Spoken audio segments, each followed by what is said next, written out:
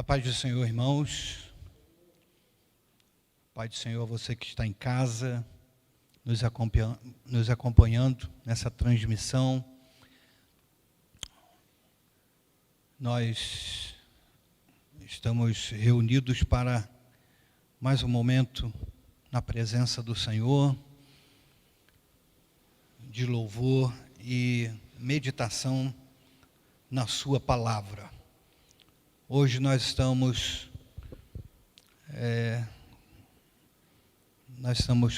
com poucos irmãos e eu vou arriscar cantar. Vamos cantar um cântico da nossa harpa cristã, o número 33. Não sei se vocês têm a harpa. Não vai ser projetado ali. Então, se não tiverem harpa,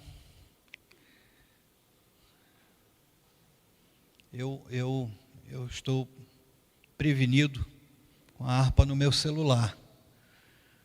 Quem tiver essa facilidade, você pode. Hoje tem a facilidade da internet, e você pode, no pesquisador, colocar o número 33 da harpa cristã e vai abrir a letra para que você possa acompanhar. Glória a Jesus. Glória a Jesus. Deus é bom. Aleluia. Vamos cantar então? Vamos cantar?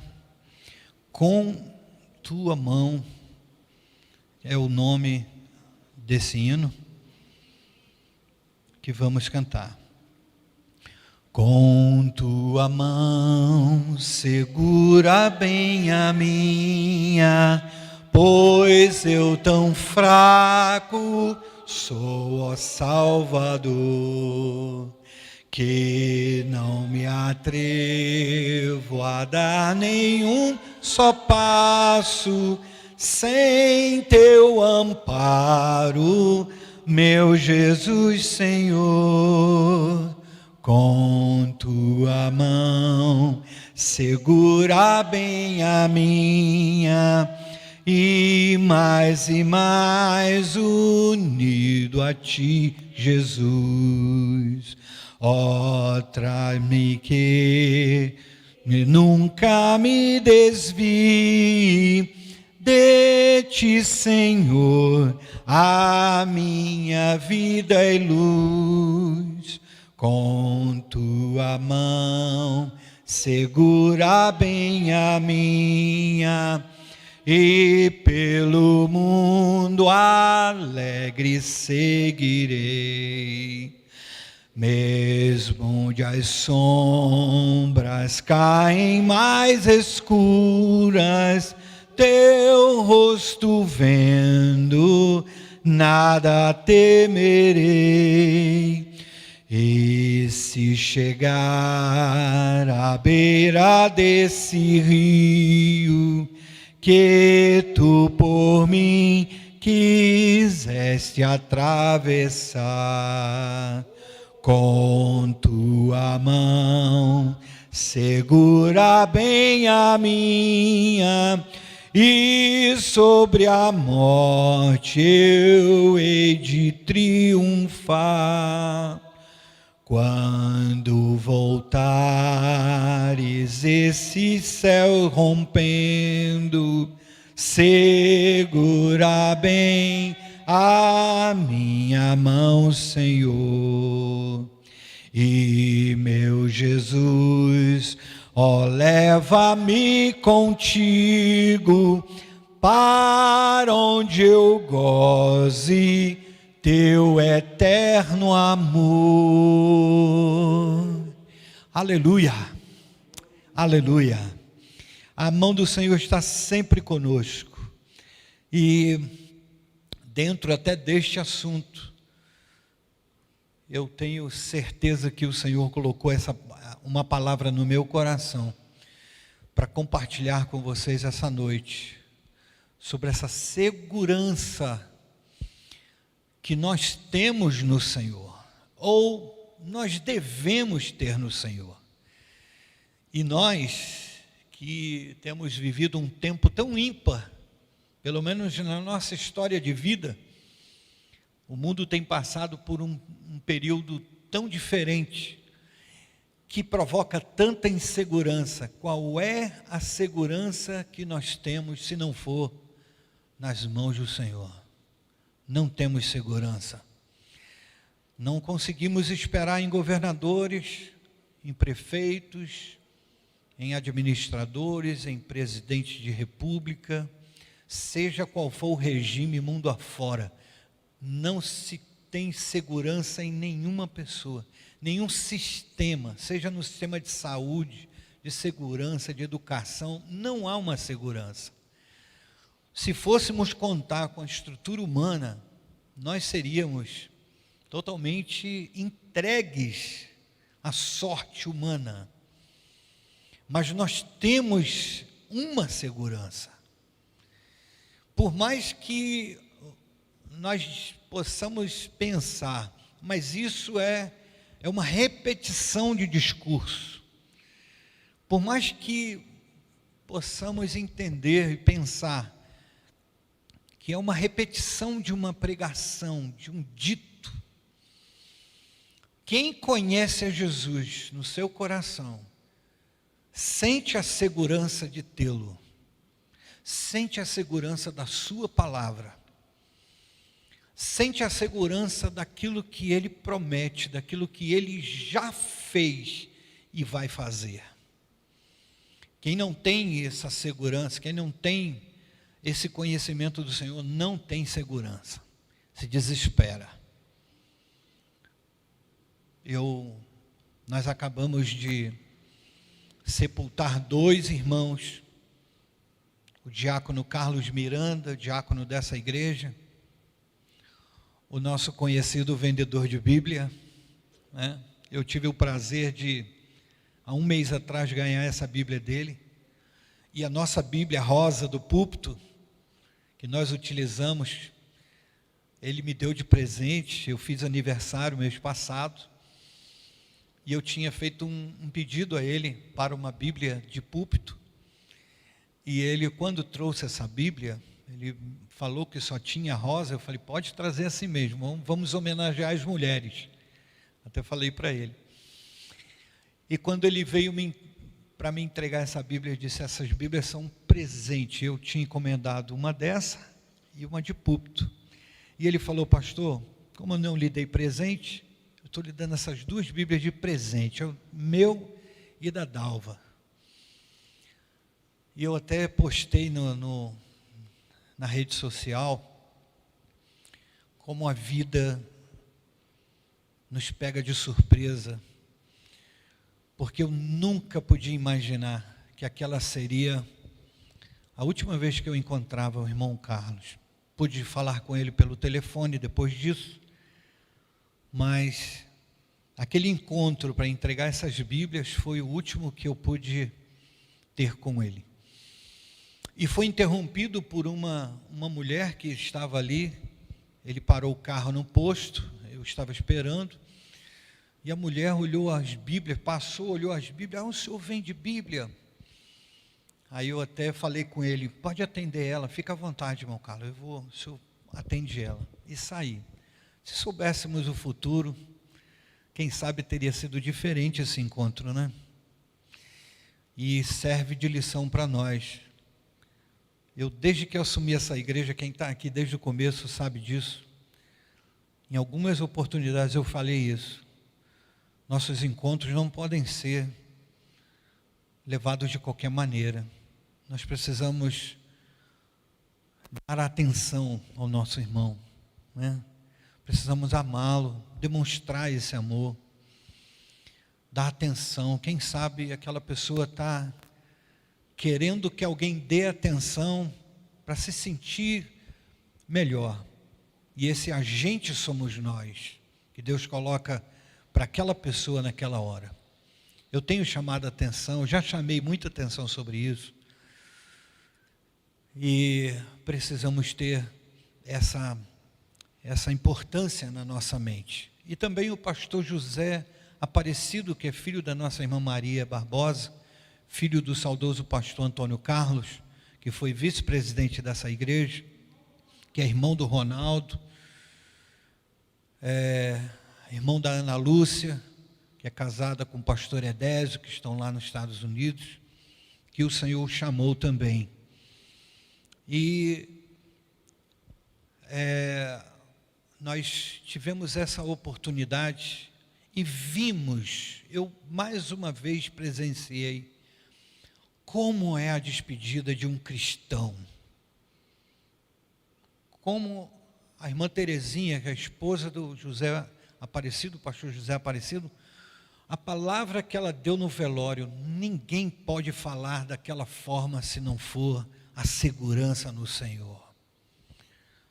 Com intrepidez, com segurança.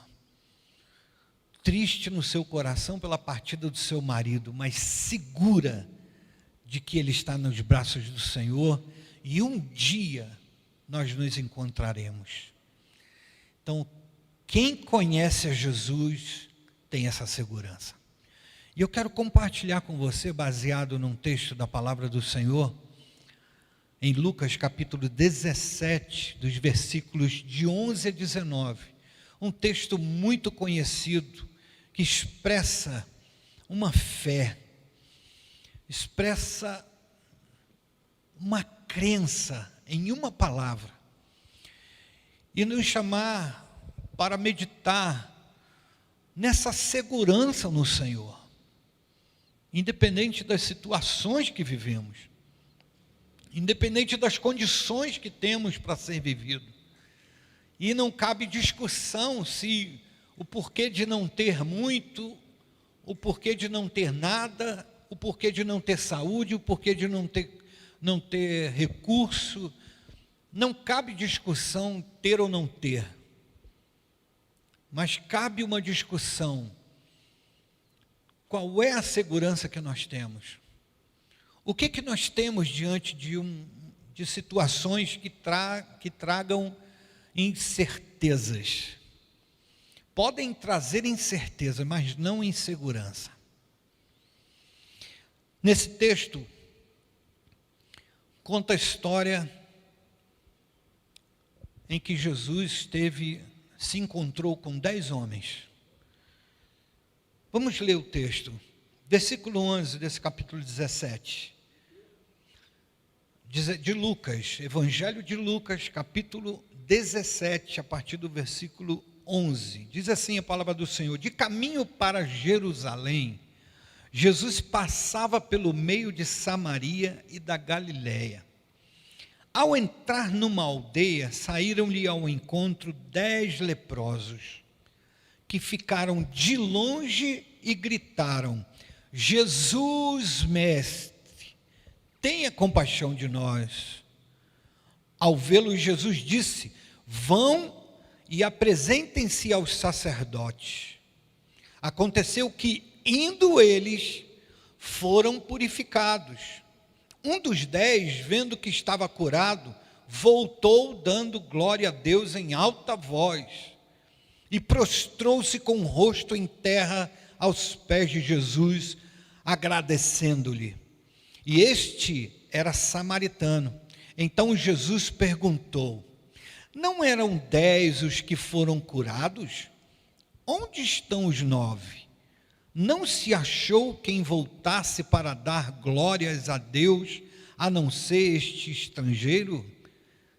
E lhes disse: levanta-se e vá, a sua fé salvou você.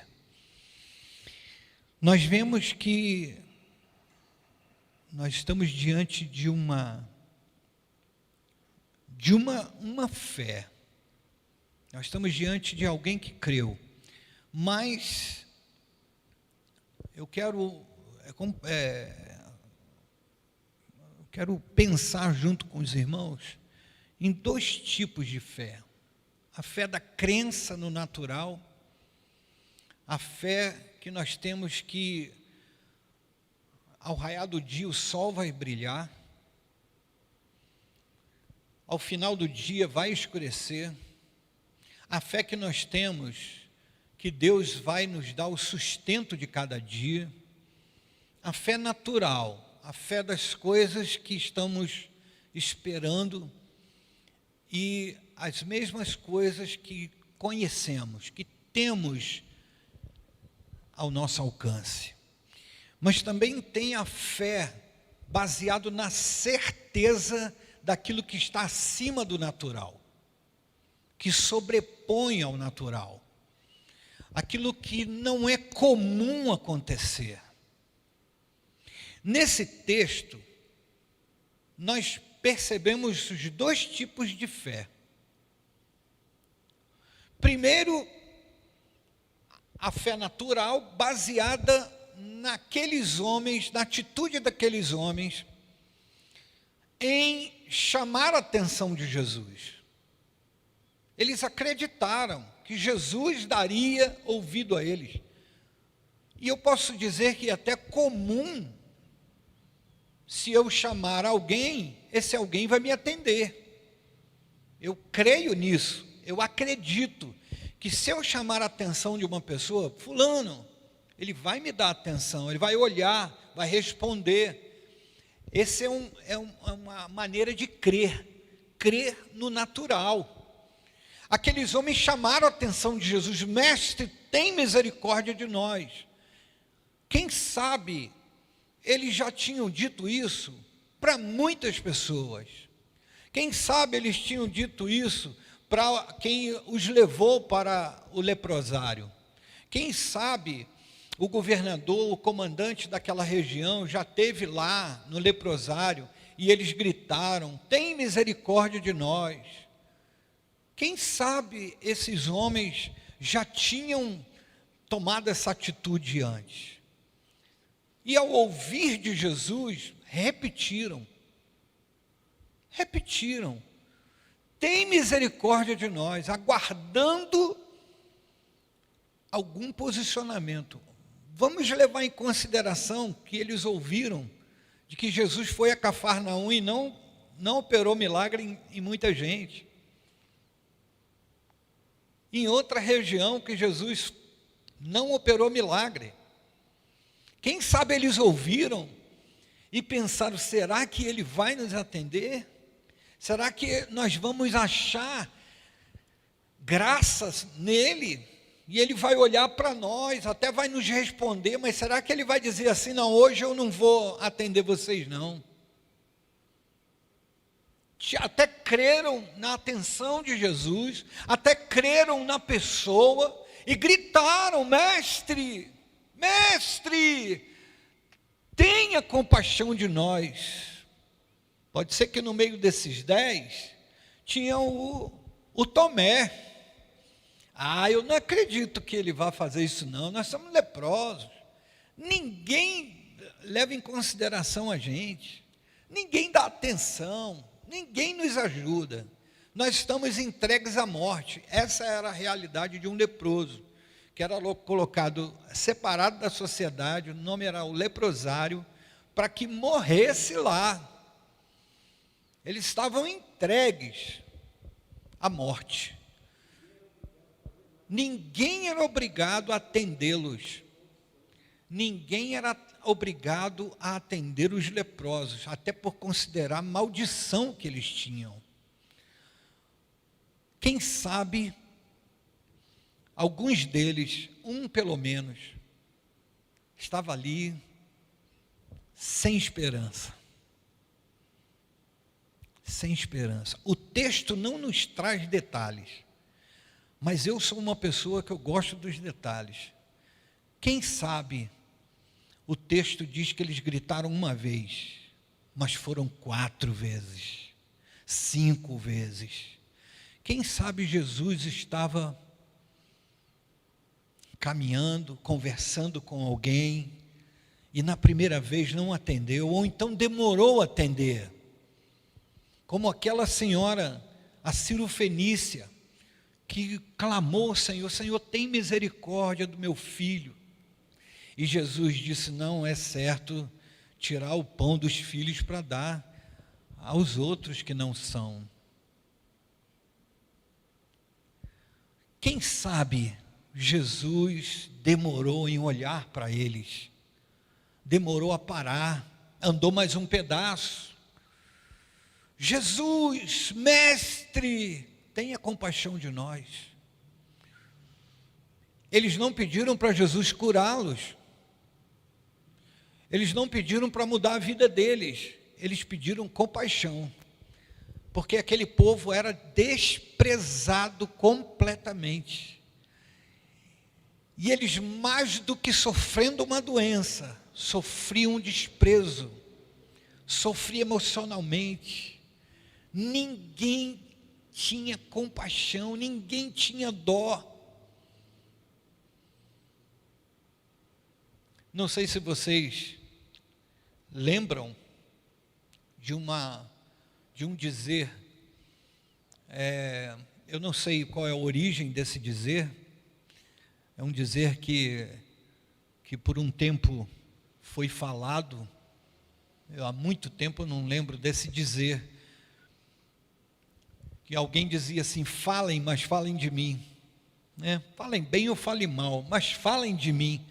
Nós temos a necessidade de sermos aceitos, nós temos a necessidade de termos alguém que nos aceite. E o leproso naquela época não era aceito, estava entregue à própria sorte, ou melhor, ao próprio azar.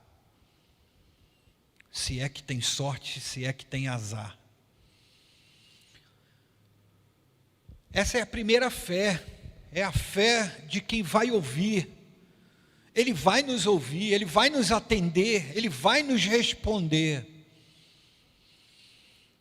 Gritaram, acreditaram. Às vezes, irmãos, as circunstâncias que estamos vivendo ofuscam a nossa visão, até nesse sentido. Perdemos as esperanças até em quem acreditamos. Até em quem acreditamos. Quantos de nós passam momentos em que desacredita do advogado, desacredita do juiz, desacredita no médico, desacredita no sistema, porque a circunstância é tão difícil que desacredita. Olha, eu proferi isso hoje: se Deus não tiver misericórdia de nós, quem vai ter? De uma forma geral, a situação que nós vivemos, às vezes, ofuscam a nossa visão do que o próprio Deus diz que Ele estaria conosco. Irmãos, tem um cântico que eu não lembro toda a letra dele, mas diz assim: se não bastasse a salvação, Deus ainda está comigo. Se ao menos Ele me salvasse e me deixasse a sorte até o final da minha vida, para que nela, ao final dela, me salvasse, já estava de bom tamanho. Mas mais do que isso, Ele prometeu: eu estou convosco até a consumação dos séculos. Irmãos, às vezes nós discursamos, mas não vivemos. Nós falamos, mas não aplicamos. De que Deus está no barco. Com Cristo no barco tudo vai bem. Mas não vivemos isso. Nos desesperamos. Eu nesses dias, tenho conversado com algumas pessoas que mostram claramente desespero. Desespero com a situação, desespero com aquilo que está acontecendo. A Covid chega perto, pega alguém perto, aí entra em desespero. Entra em desespero. Alguém me falou, eu fui para um atendimento, e a pessoa que foi responsável por me receber ali naquele atendimento, me perguntou se eu era cristão.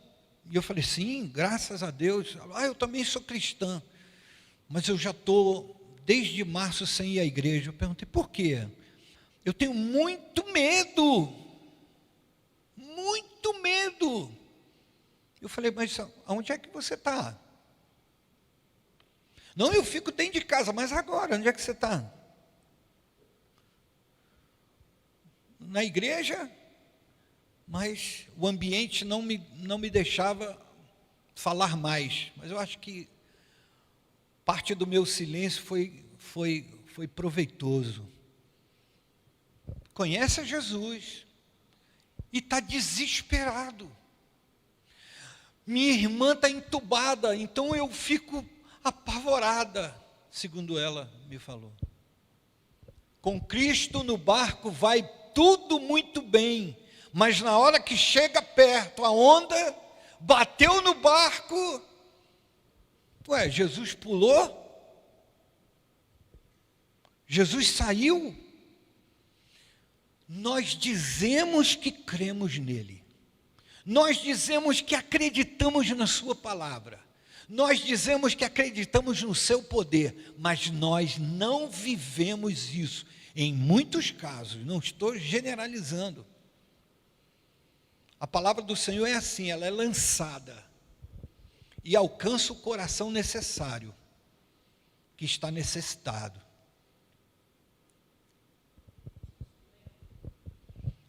Outra fé que nós vemos nesse texto.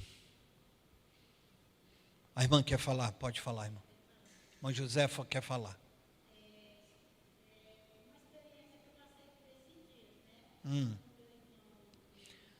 Ela está dizendo que passou uma experiência por esses dias. E o irmão dela faleceu da Covid.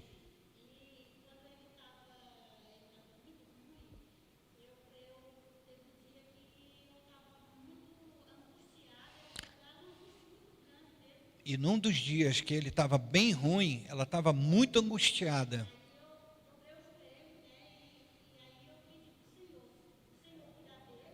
Ela dobrou o joelho e pediu para que o Senhor cuidasse dele.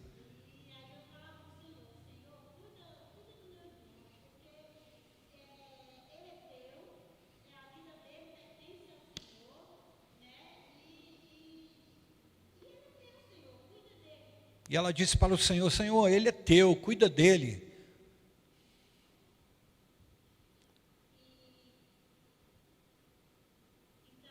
Espera aí só um pouquinho, irmão. Ligou? Pode falar, irmão.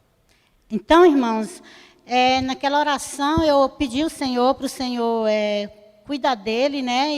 Porque ele era do Senhor e a vida dele pertencia ao Senhor. E ao sair daquela oração, o Senhor colocou uma paz muito grande no meu coração. E era uma quinta-feira, né? Eu vim à noite para a oração, para o culto, né? E era uma paz tão grande que eu senti no meu coração, que eu ficava lembrando dele, mas aí eu não chorei mais, porque era eu ficar lembrando dele, a situação dele no hospital, e eu ficava chorando naquele desespero, naquela amargura. E a partir daquele momento, eu não chorei mais. Na sexta-feira, do mesmo jeito, eu ficava lembrando, orando, mas assim, o bom é que eu lembrava e eu tinha uma certeza que Deus estava cuidando dele. Assim, na minha ideia, no meu pensamento, eu pensava que o Senhor estava cuidando dele para trazer ele para a gente. Só que o cuidar de Deus foi diferente. O Senhor estava cuidando dele para levar para ele. E então, quando foi na sexta-feira, 00:30, o Senhor recolheu ele. Quer dizer, o Senhor cuidou. Não foi do jeito que eu queria, foi do jeito que o Senhor quis, né? Então, assim, foi 26 de fevereiro, até hoje, dói muito, mas, assim, a confiança é muito grande que ele está guardado no Senhor. Então, assim, não é do jeito, muitas das vezes, não é do jeito que a gente quer, é do jeito que o Senhor quer, e a gente tem que aceitar, né? Aí, muitas vezes, a gente ora, e aí o Senhor faz do jeito dele, e às vezes a pessoa fica decepcionada. Mas a gente tem que ter essa convicção, essa fé, que é do jeito do Senhor, né? O apóstolo Paulo diz: quer vivamos, quer morramos, é para o Senhor, não é? E é difícil a gente pensar dessa forma, mas no caso dele, no caso daqueles que partem para a eternidade, Deus tem prazer em levá-los. Por mais que doa em nós, por mais que soframos, o Senhor tem o controle de todas as coisas.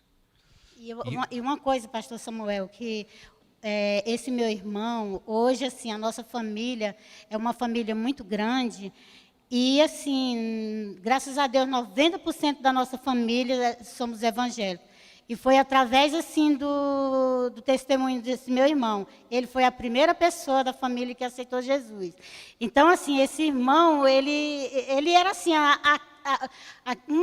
uma pessoa, um membro da família, que através dele, assim, todo mundo, né, se achegava, né, a ele, né. Então, assim, o testemunho dele, assim, é uma coisa muito, muito maravilhosa. Então, assim, foi muito chocante, foi muito rápido a partida dele, mas foi a maneira que o Senhor quis, né. Então, é verdade. Mas verdade. agradeço a Deus. Obrigada, irmão. Obrigado pelo seu testemunho, minha irmã Josefa. Nesse texto vemos uma fé diferente. Nós vemos uma fé, aquela fé que o Senhor quer que tenhamos. A fé de atender ao clamor sobrenatural, ao mandato sobrenatural, à ordem sobrenatural. Naquele tempo, o leproso que adquiria a lepra, ele podia, de alguma forma, ser restaurado da lepra, seja com algum tratamento ou então uma intensidade pequena da lepra, ele podia ser recuperado.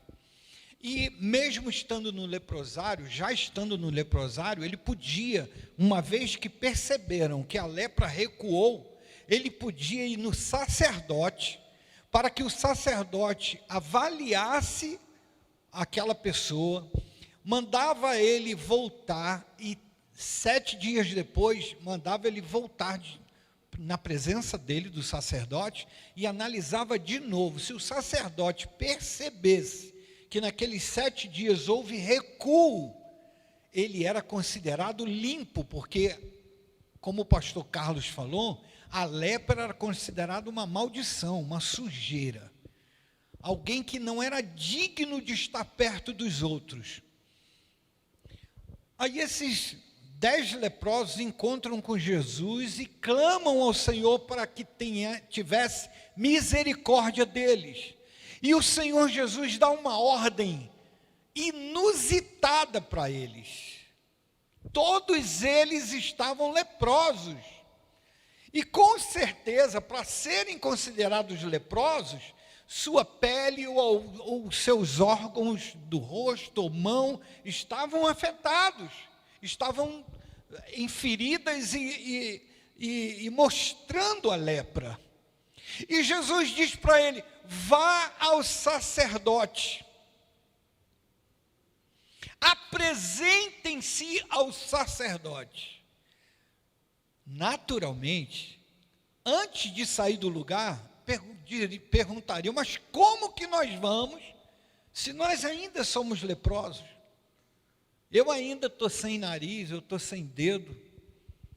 Como que eu vou me apresentar ao sacerdote, se não houve nenhuma evolução no regresso, na regressão, melhor dizendo, da lepra? Como é que eu vou? Que coisa fora de nexo é eu ir no sacerdote ainda leproso, ainda sentindo as dores da lepra, ainda sentindo o problema. E o que me chama a atenção, que os 10 foram. Aqui que está aquilo que Deus requer de nós: acreditarmos na sua palavra, ainda que a circunstância diga o contrário, ainda que a minha situação deponha contra aquilo que Deus falou. Jesus disse: vá se apresentar ao sacerdote. Eles viraram as costas e foram. O texto disse, indo eles, ou seja, no caminho para se encontrar com o sacerdote, para se apresentar aos sacerdotes, perceberam que foram purificados. Nós precisamos fazer igual os leprosos. Precisamos tomar a atitude que a irmã Josefa tomou. Mesmo na dor. Aqui que está, irmão, uma palavra para você.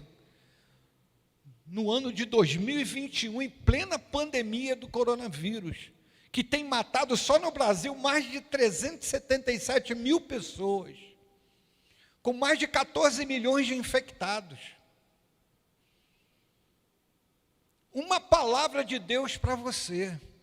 Ainda que morra, eu continuarei confiando no Senhor.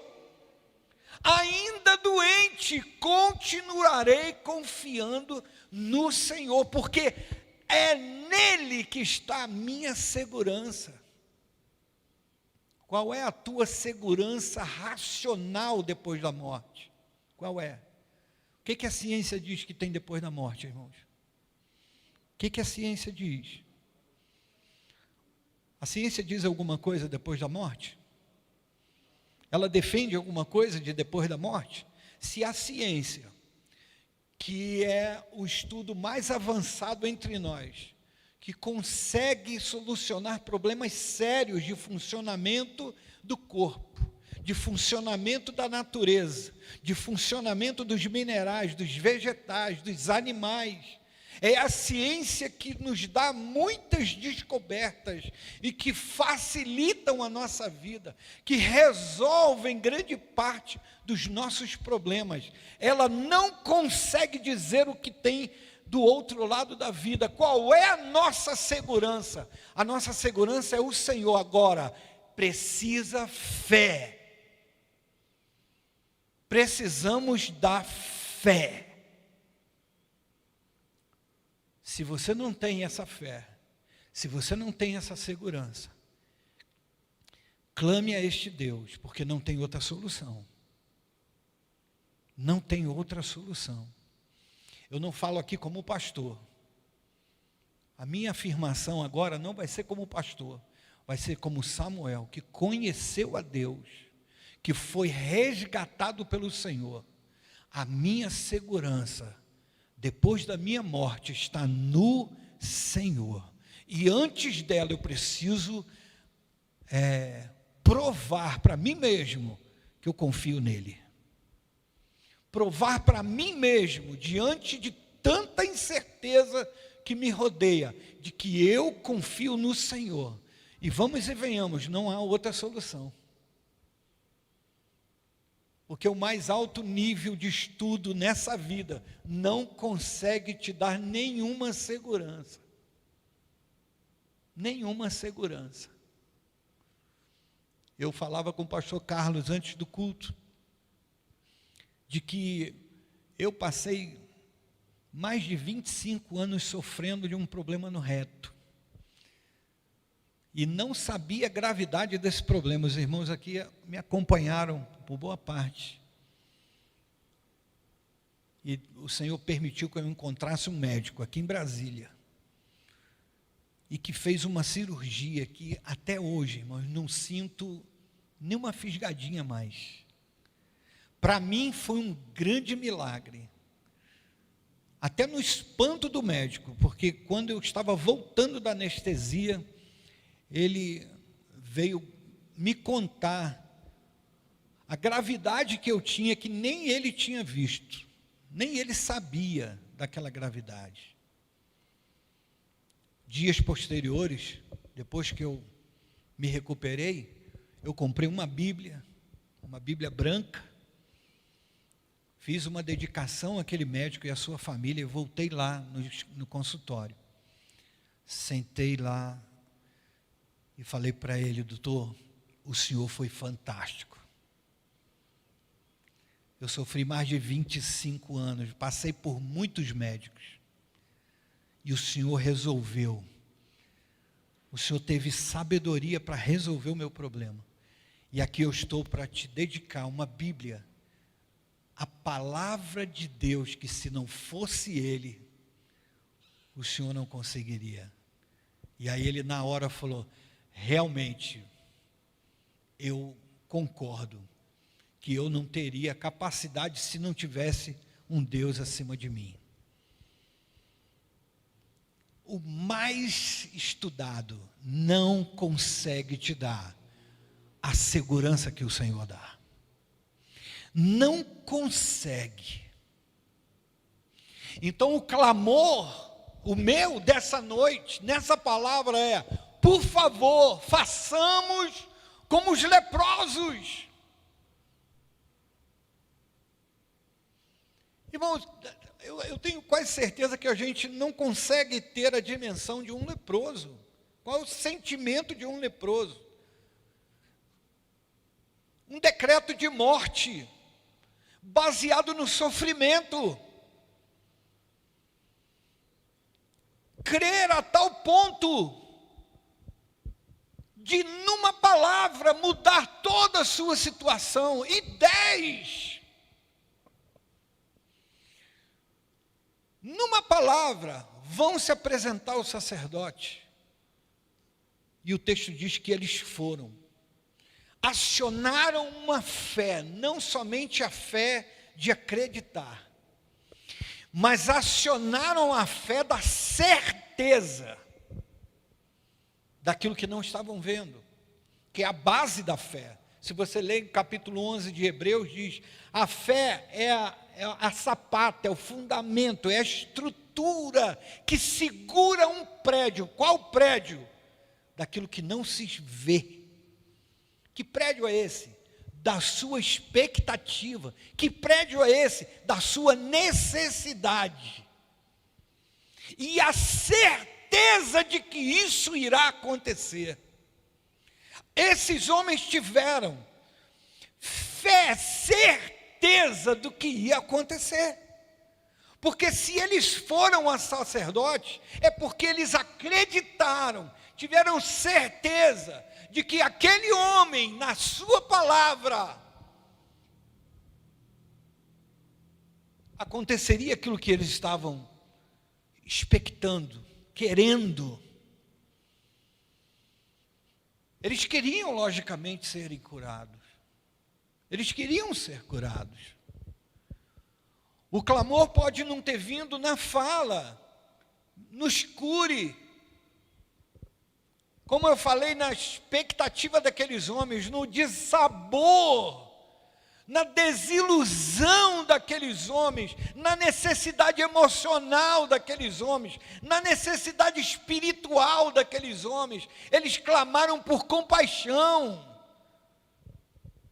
Mas quando disseram, tenha compaixão de nós, era assim, nos cure, nos restaure, nos permita voltar para a nossa família, permita-nos ser valorizados de novo, não nos deixe morrer nessa situação. Creram,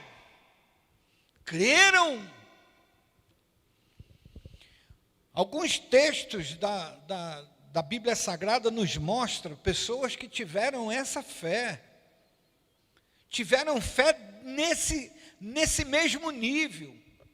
Mateus capítulo 9, versículo 2, conta dos 4 homens que colocaram um paralítico descendo de um telhado, para que aquele paralítico chegasse na frente de Jesus, e Jesus fosse chamado a atenção para aquele paralítico. Por que eles fizeram isso?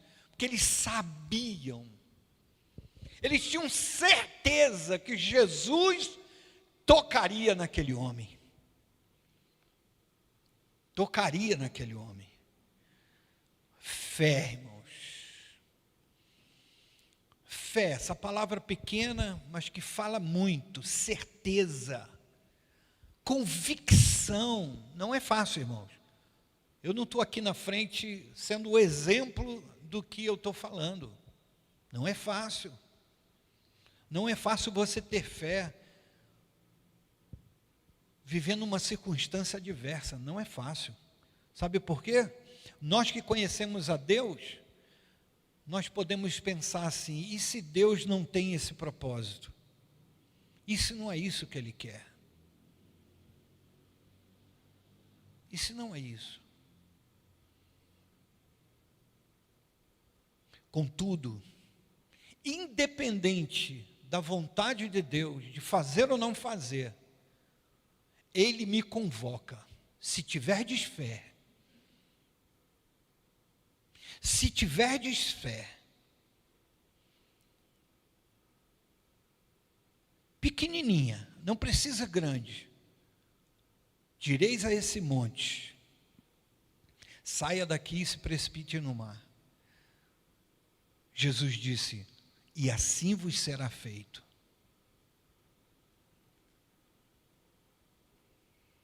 Independente, irmãos, aqui eu não estou convocando ninguém a dizer a montes para sair do lugar. Aqui eu quero te encorajar a lutar contra a descrença, a lutar contra a desconfiança, e falar como Abacuque: ainda que falhe a natureza, ainda que falhe o trabalho, ainda que a minha luta não seja respondida, ainda que falte o alimento que eu corro atrás, que eu luto para ter, que eu providencio, ainda que minta o resultado natural de uma oliveira da azeitona, de uma mangueira da manga, de uma bananeira da banana, ainda que falhe o sistema natural do mundo, ainda que falhe o sistema que o próprio Deus disse: lute para você se sustentar, do suor do seu rosto comerás, e você lutar, você correr atrás e falhar, ainda que tudo isso falhe, eu continuarei confiando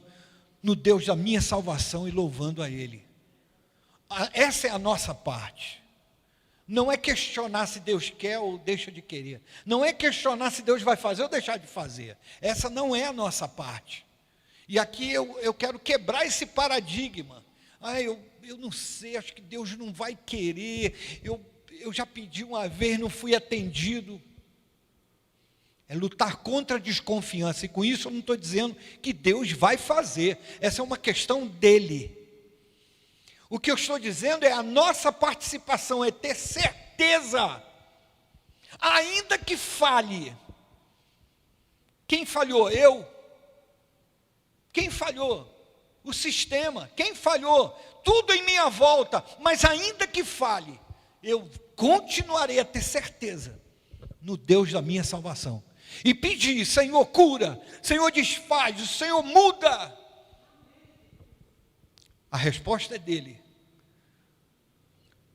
Nesse tempo, no tempo que estamos vivendo, precisamos alimentar o nosso coração da certeza que Deus nos ouve e nos atende.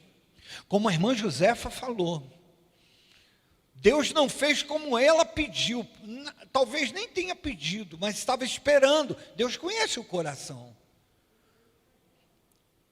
Deus fez diferente, mas Ele confortou dizendo: eu fiz o melhor. Esse é o melhor. E quem conhece a Deus e quem está com a vida na mão dele, não importa o que ele faça, não importa. Eu vou entender que aquele tempo foi a saída que Deus me deu e foi melhor. Se ele talvez atendesse o meu pedido, o prejudicado era eu. Isso é que nós precisamos entender, que Deus nem sempre faz aquilo que pedimos, porque não sabemos o que tem daqui a 5 minutos. Quantos de nós passou a vida lutando, pedindo ao Senhor uma solução para um familiar, para alguém, e essa solução não veio conforme pedimos, mas veio conforme Deus queria? Quantos morreram em decorrência do problema que estavam passando, mas Deus deu uma saída? E sabe o que é mais importante, irmão? Isso não é uma apologia ao fatalismo, mas o mais importante é saber que Deus tem prazer na sua vida. Deus tem prazer em te salvar. A solução que Ele der é direcionada ao melhor para nós. Seja curando, seja levando, seja mantendo o problema. Eu vivo com um problema desse na minha casa. A minha esposa vive um impedimento enorme. Mas aqui eu posso me colocar como exemplo. Eu não reclamo de Deus. Eu digo, Deus me deu anos de liberdade. Não tinha problema, fiz um monte de coisa, realizei muitas coisas, aproveitei bastante muitas coisas. Agora que eu tenho um impedimento, que me provoca algumas reações diferentes diante disso, eu vou reclamar de Deus? Ele sabe qual é o melhor para mim. Ele está tratando com o meu caráter para eu subir ao céu. Ele está tratando o nosso caráter, caráter da forma dele, e Ele sabe o melhor. Ele sabe o melhor. Para terminar um texto, Romanos capítulo 5, versículo 1, 3 a 5. O apóstolo Paulo fala àqueles irmãos em Roma, que estavam vivendo a perseguição de Nero. Irmãos estavam sendo queimados vivos em praça pública, no lugar dos postes, das lamparinas. Aqueles irmãos estavam sofrendo a mais dura perseguição que a igreja sofreu praticamente em todo o tempo. A mais dura. Olha a palavra que o apóstolo Paulo dá àqueles irmãos. Nos gloriamos na esperança da glória de Deus. Não somente isso,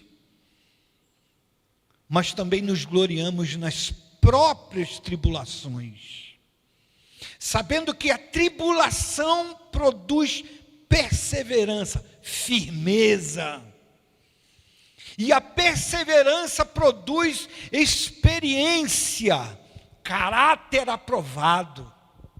E a experiência produz esperança. E a esperança não confunde, não decepciona quem a tem. Porque Deus derramou o seu amor em nosso coração por meio do Espírito Santo, que nos concedeu essa esperança. Uma das mais duras histórias que a igreja de Cristo viveu na terra. O apóstolo Paulo convocou aqueles irmãos a se gloriarem no que estava acontecendo. É uma lição para nós, irmãos. É uma lição para nós. Pode ser que a situação piore. Não desespere. Ainda não estamos sendo queimados vivos em praça pública. E ainda que fôssemos, quantos irmãos estão sendo degolados? Não se desespere, a vida não termina aqui, ela começa aqui. Que o Senhor console o teu coração, os irmãos, toda a face da terra que estão enlutados com a perda de seus entes queridos, aqueles que dormiram no Senhor, um dia nos encontraremos nas nuvens com o Senhor. E quem ficar vivo nesse dia será posterior, arrebatado, transformado e arrebatado, para se encontrar com o Senhor na glória. Firme o teu coração nisso. Essa é a nossa esperança futura. Guarde o teu coração, em nome de Jesus. Feche os seus olhos. Pai, obrigado, Pai, pela tua presença entre nós. Obrigado pelo teu cuidado conosco. Obrigado pela tua palavra em nós. Obrigado, Senhor. Renova a nossa esperança, renova a nossa certeza do teu cuidado, renova o nosso coração nesta noite. Deus, ajuda os nossos irmãos que perderam seus entes queridos.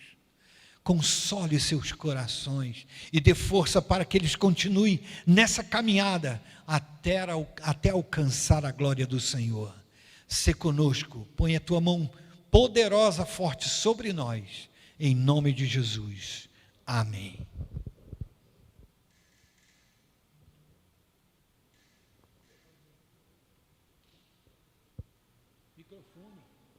Microfone.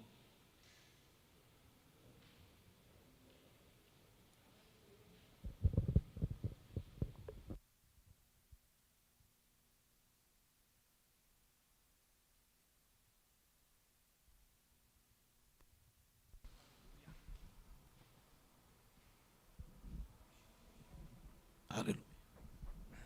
Aleluia. Paz do Senhor, meus irmãos que estão em casa também. Deus abençoe. Nós vamos agora recolher as ofertas para a obra do Senhor.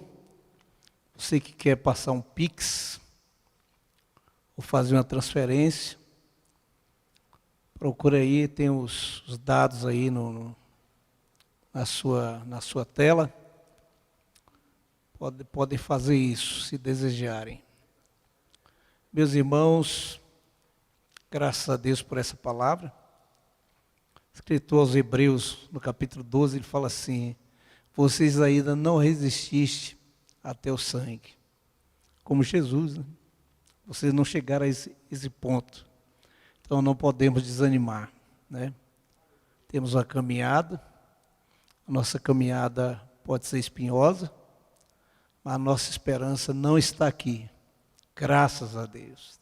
Estamos aqui apenas como peregrinos e forasteiros.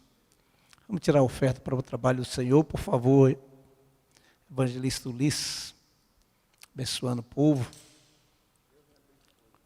Aleluia, glória a Deus.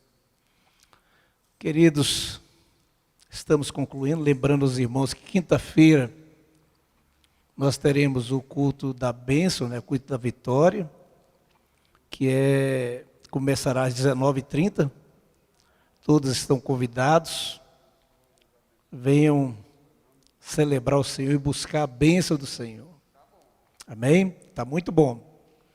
Domingo pela manhã, 9h da manhã, escola dominical. E às 18h. Não esqueça que o culto agora começa às 18h, nos domingos. Todos estão convidados. Vamos orar pelos irmãos que estão enfermos, né, que estão passando por provação, e pelos irmãos enlutados também. Né, infelizmente, temos muitos irmãos que estão passando por uma tristeza profunda, né, porque perdeu parentes, amigos.